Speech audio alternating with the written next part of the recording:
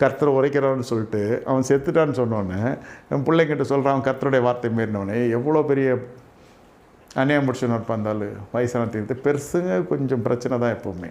முதியோரத்தில் ஞானம் இருக்கணும், இதுக்கு கெட்ட புத்தி இருக்குது. தீர்க்கதரிசனம் கரெக்டு, தீர்க்கதரிசனம் சூப்பர், அதில் எந்த குறையும் இல்லை. கர்த்தரோட வார்த்தை தான் வந்துச்சு. அதுக்கு தான் சொல்கிறது, நற்சாட்சி வேணும் ஊழியக்காரனுக்கு. உங்களுக்கு இன்னும் அவுட்லாம் தெரிஞ்சிருக்கணும். தீர்க்கதரிசனம் தர சொல்கிறாங்கன்னு உரைக்கிறதுக்கெல்லாம் ஓடினா இந்த மாதிரி தான் பிரச்சனையாகிடும்.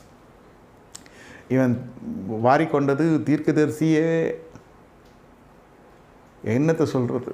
கண்ணில் மூடி கர்த்தரை நோக்கி பார்ப்போம். ஆண்டவரை ஸ்தோத்தரிக்கிறோம். ஆசீர்வதியும் சொன்னதை சொன்னேன். குடும்பத்தை காத்துக்கொள், மந்தையை காத்துக்கொள், சகல தீக்கத்தை புதிதாக்கு ஏசுன்ற தெளிக்கிறோம். ஏசு நாமத்தில் பிதாவே, ஆமென்.